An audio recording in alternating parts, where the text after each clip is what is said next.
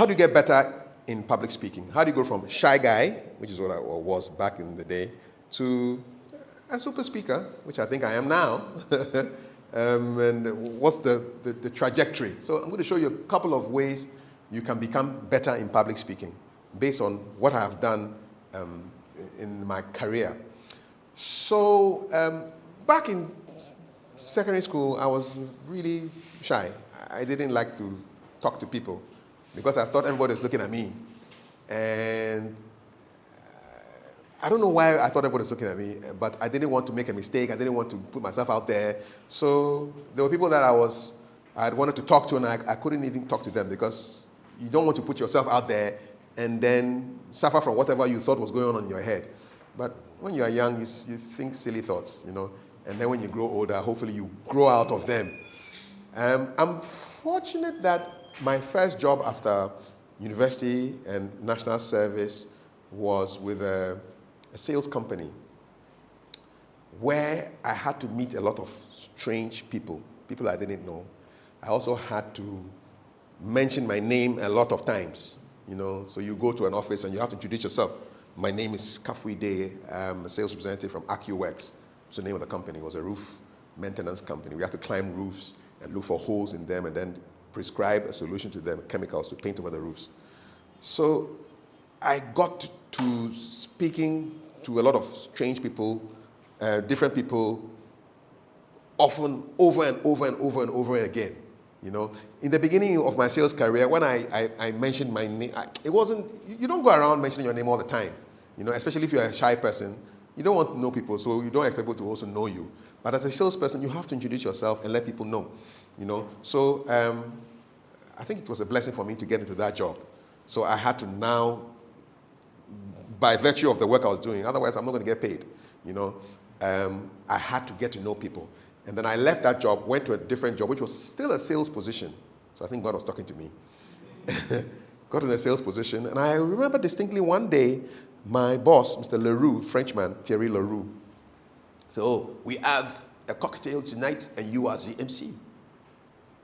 We have a cocktail tonight and I'm the MC. So, Leroux, what are you talking about? I've never been an MC before.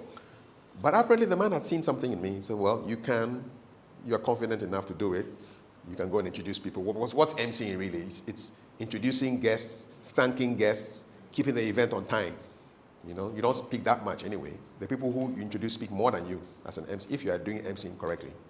People should speak more than you speak, okay? Thank you very much.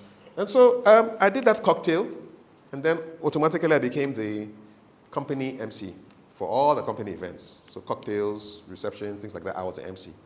What did you learn from that? And I realized that by being an MC, I became better in speaking in public. So what do you learn from that?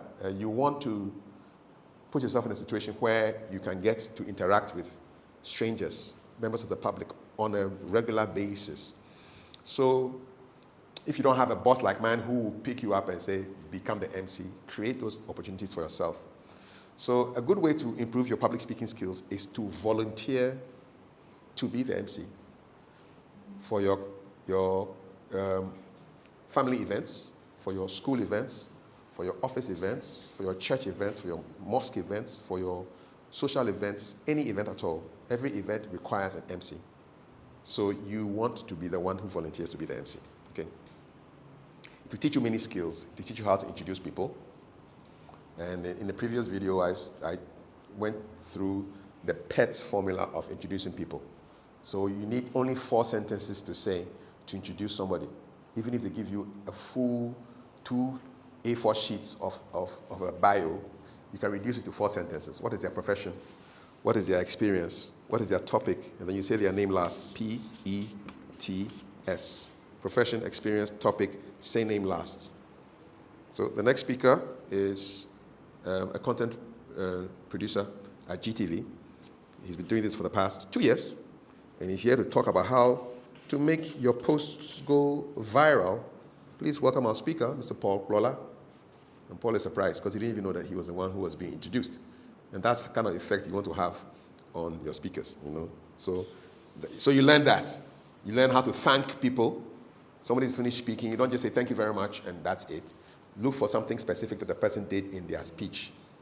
So I pretty much like the way you spoke about how there are opportunities in the nursing profession. Thank you so much, Courage, for your very informative address. You thank people specifically for what they have said or done. And you learn those skills.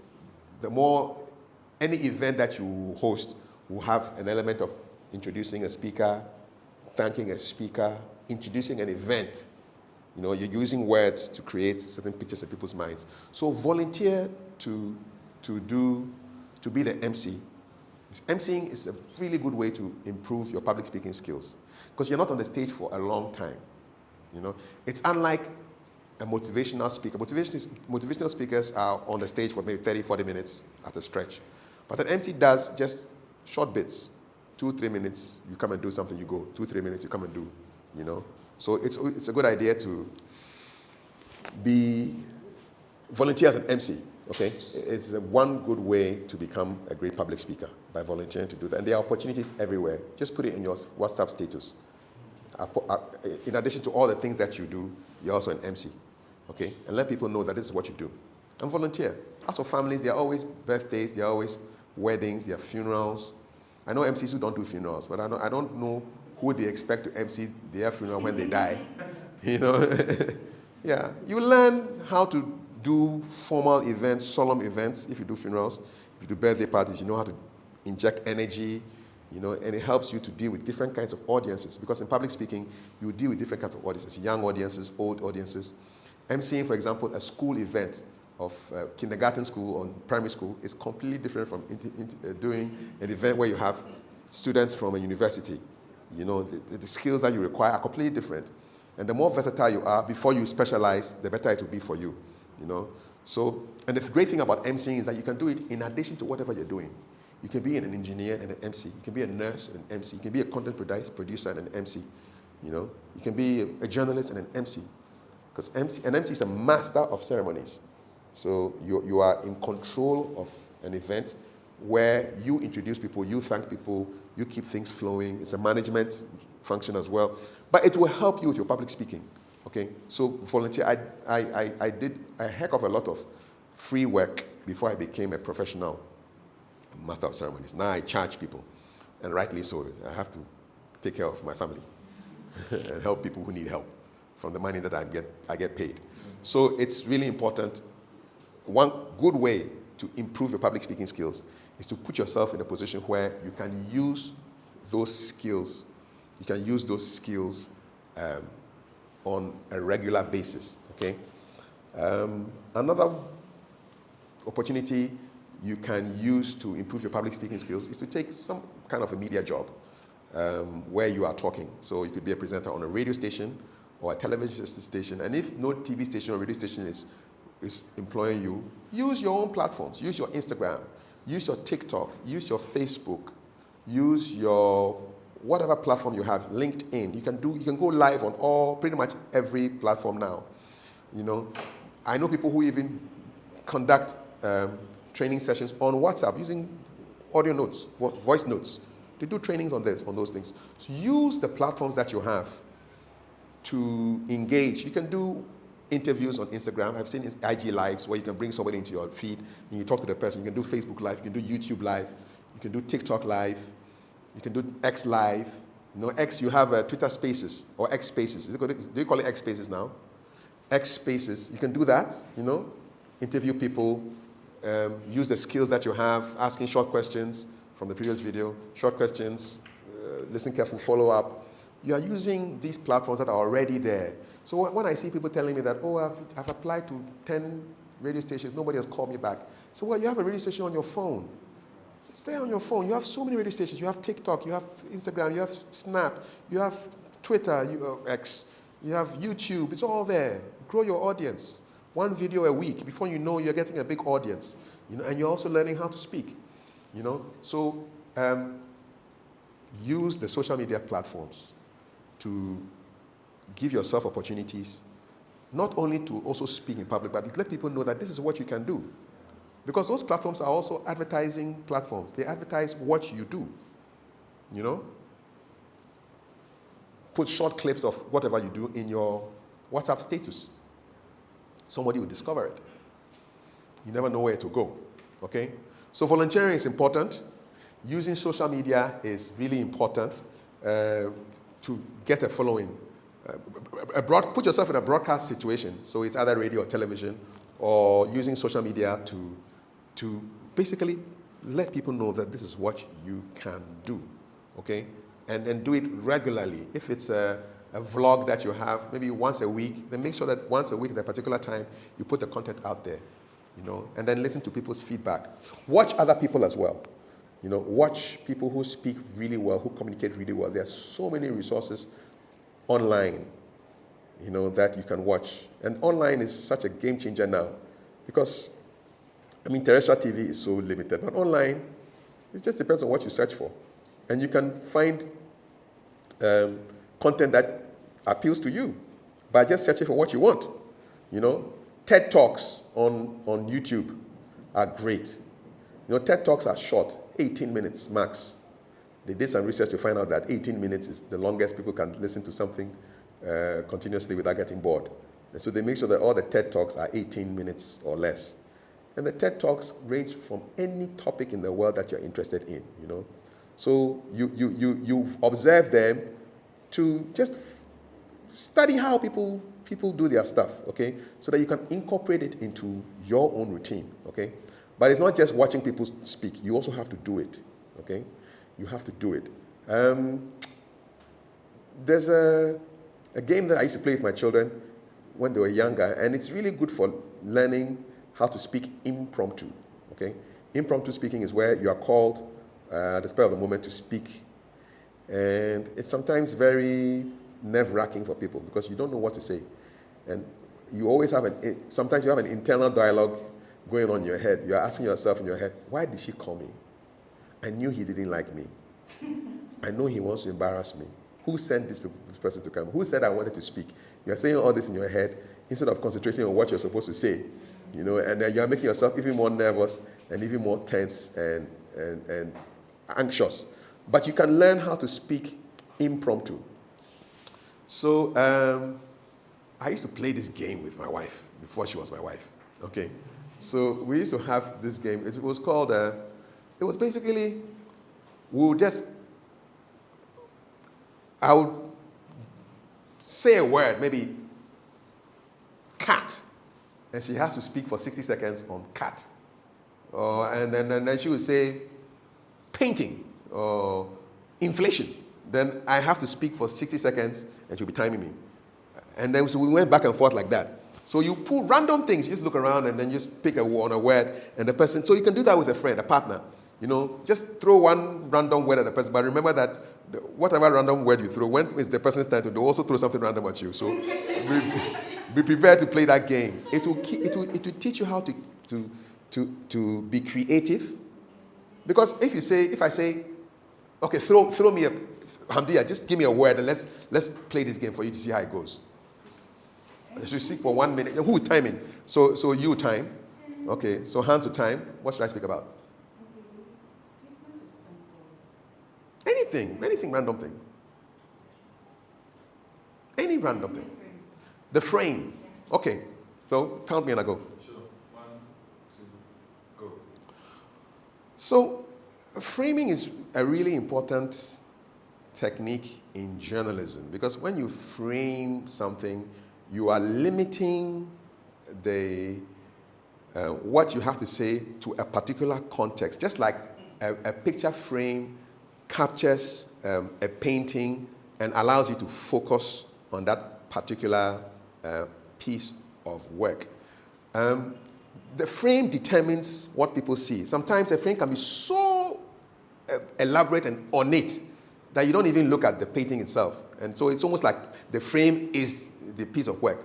But sometimes a frame is just a regular piece of wood and it fixes a picture in a particular place. I remember once when I was young, I broke this frame of a painting, and then I didn't know how I was going to explain to my mother what I was doing that caused the frame to be broken. Because I do remember that she had warned me not to go anywhere near that frame. It's a precious painting that belonged to somebody who gave it to her, somebody she was very close to years ago, and I went and broke it. And so when she came home, I was really panicked because I didn't know what her reaction was going to be. But eventually I did tell her, and I got the reaction that I was expecting, a good whipping. And since that time, anytime I saw her, she told me not to go near a frame, I wouldn't go near it because I didn't want to get that whipping again. And I'm sure I've done 60 seconds already. Yeah. So the whole idea is that you take it the way you want. There's no formula. Okay? So, and then now I can go back to you and ask you to speak about something. Okay? So Hamdia, give her the microphone. Hamdia is going to speak about something right now. Yes? You gave me frame. No, I will choose what to talk about. Yeah. So it's a simple thing. So just for 30 seconds, talk to me about spectacles. Go ahead. Okay. All right. Spectacle. Is it the show on GTV or normal? You choose. Don't ask me questions. Speak to me about spectacle. Yeah. All right. Spectacle is just. People are listening to you. Continue. Just talk. 30 seconds. Okay. It's a show on GTV. They talked about entertainment, what's trending. Anything about entertainment, and they normally have guests on it, and for them to say their mind, and sometimes they do phone in and. So, I mean, basically that's it. So somebody else, I didn't expect her to go that way. I was expecting her to talk about what's on her face. But it is her decision. You choose where you are going. You understand? And that is the whole purpose behind this impromptu speaking. So you do that in a pair or in a group of people. So you just throw random things around for people to learn how to speak on their feet. That is the skill you are. It's not about the facts or whatever you're saying. The story I told you, I created bits of it. But it's not about facts or the veracity of stuff. It's about you being able to speak off the top of your head, off the cuff, and still make sense. You understand? And you choosing how to answer the question. This skill helps when somebody asks you a question. Say the person asks you 4 or 5 questions as a speaker. And then some people do that. They give them the microphone, they ask them 4 or 5 questions. As a speaker, choose whatever you want to answer and answer it the way you want. Okay? There's no formula. There's no template somewhere saying that this is how you answer the question. That's the whole idea of learning how to speak off the cuff, to speak impromptu. You think a little bit about the question and then decide that, okay, I'm going to go this way, and then you go that way. Okay, it's a good skill to have because once in a while people may ask you questions just like that, randomly like that, and you don't want to be caught just laughing. You have to answer the question, but there's a formula to it, and you will be prepared if you're playing these kind of games with yourselves. Okay, pick a random object and talk about it for 30 seconds. You know, next time you increase it to 40 seconds, to 50 seconds, to 1 minute, to 2 minutes. You'll be surprised that you'll be able to speak for 5 minutes. And choose things that you know about. That is the key to public speaking success. Speak about things you know. Many years ago, I was invited to speak at a conference of internal auditors. And I said, well, it's an interesting invitation, but there's only one problem. I'm not an internal auditor. I didn't study internal auditing. I don't know anything about internal auditing. So you just come, just read something overnight and come and prepare a speech and come and speak about it. I said, well, I can do that. I can read over the night about internal auditing. I can come and prepare a speech and come and present it. But I can assure you that when it comes to the question and answer, I will be found wanting. Because if they start talking about technicalities of internal auditing, I will know jack, and I'll be found out. So I declined the invitation and suggested somebody else go and speak at that conference. I never did it. The next time I came to an internal audit conference, I came there as a master of ceremonies. And there, I know what I'm doing. I'm coming there not as an expert, but as a master of ceremonies to introduce the event, to introduce speakers, thank speakers, manage the time. Stick within what you know. I guarantee you that if you speak about what you know, you'll be a great speaker. I can prove this. So years ago, I was doing some training similar to this, and the class had 3 or 4 people in the class who had no experience with public speaking. And I gave them an assignment. I said, go home, prepare on a topic that you like, come back, any topic at all, as long as you know something about it, come back and talk to the class for 5 minutes. 2 of them I will never forget. One was a young man who had never spoken in public before. So when he came in front of the class, I asked him, so what are you going to talk about? He says, well, I'm going to talk about music. And then he tells us a story about how he used to follow his father to church when his father was going to prepare for his sermons. And while his father was in the office preparing for the sermon, he would sit by the bass guitarist in the church. And the bass guitarist found out that he was interested in the bass and started teaching him how to play bass. And in that 5 minutes, this is somebody who hadn't talked before. He talked to us about the different styles of bass and what he had learned from bass and how he's become such a master. And he was just going on. We had to stop the guy. You know, he was just talking. He had not spoken in public before. But because he was speaking about something he knew, he was able to speak really for more than 5 minutes. And then there was another lady who came up and she said, oh, she wanted to talk about her father. So she told us of this story. And I will never forget this story. She said, growing up, she and her father didn't have a good relationship. You know, they were always fighting and quarreling and arguing, and they were not on the best of terms at all. And then her father fell sick, and the only person who had time to look after the father was this lady.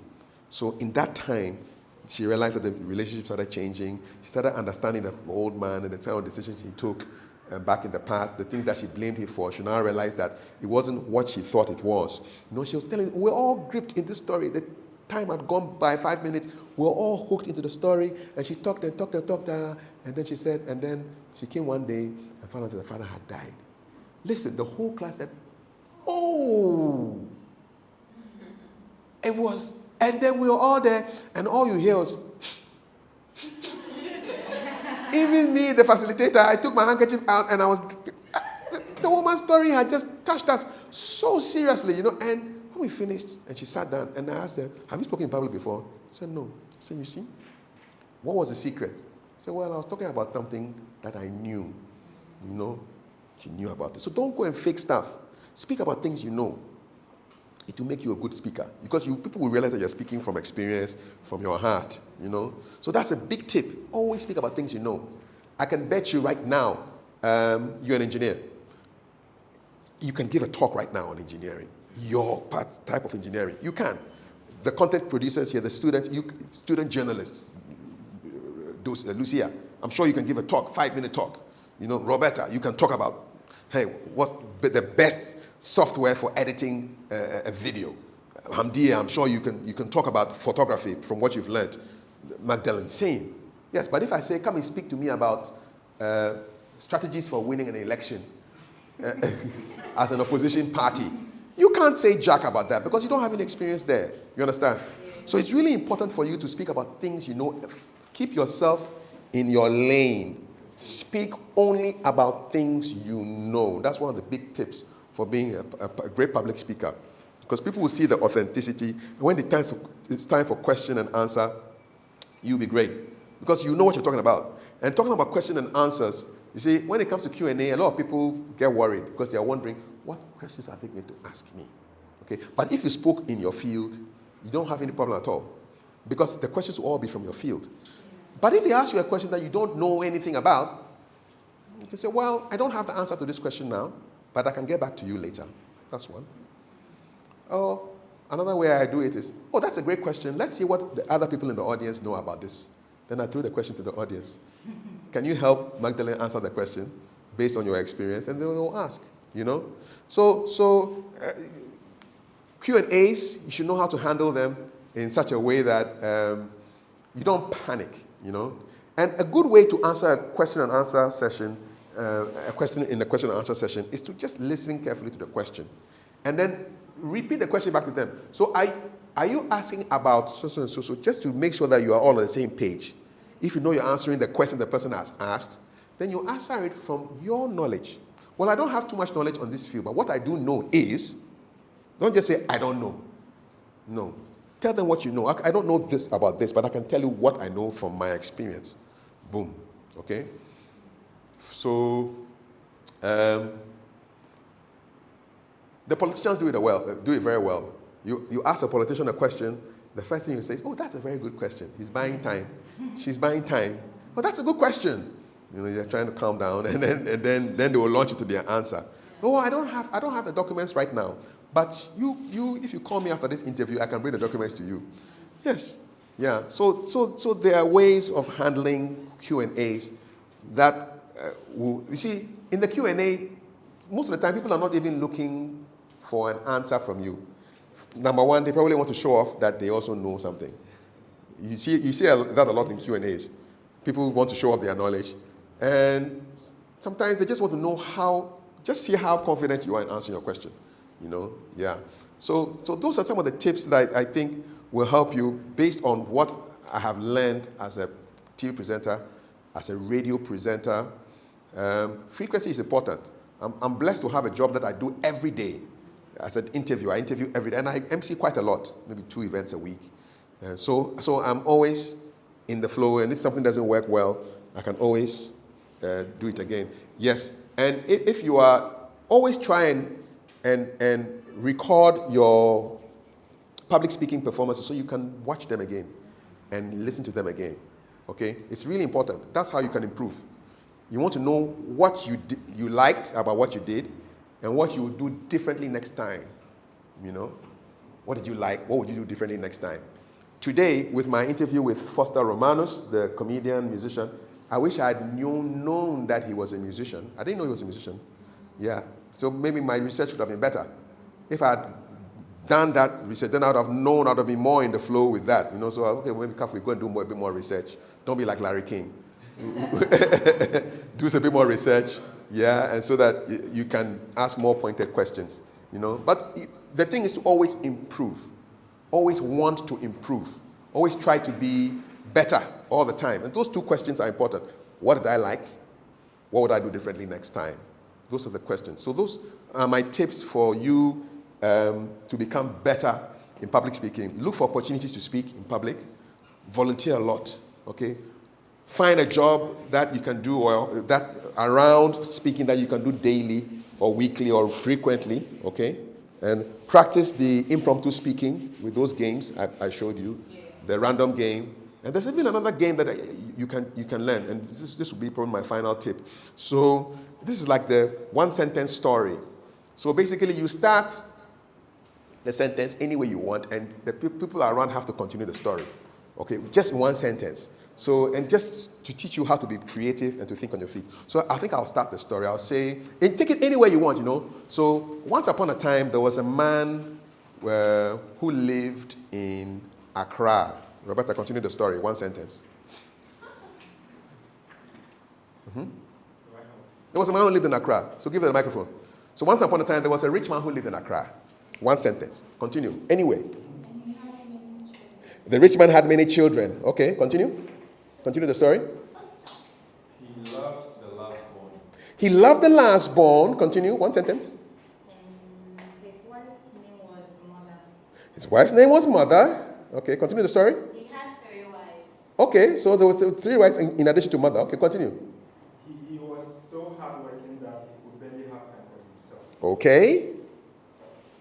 He has achieved a lot and now deals in cars. Okay. And he did what? He now deals in cars. He does this. You see where the story has gone from? A man who lives in Accra to 3 wives, and now he deals in cars. You know, so the story goes around. I used to do this with my kids, you know, just to express creativity, you know, and it helps you to think on your feet. There's no one solution to any issue. There's always a way out, and you can always use the greatest power that God has given you, the creativity in your brain, to make things happen, okay? These are some of the tips that you can use to become a better public speaker.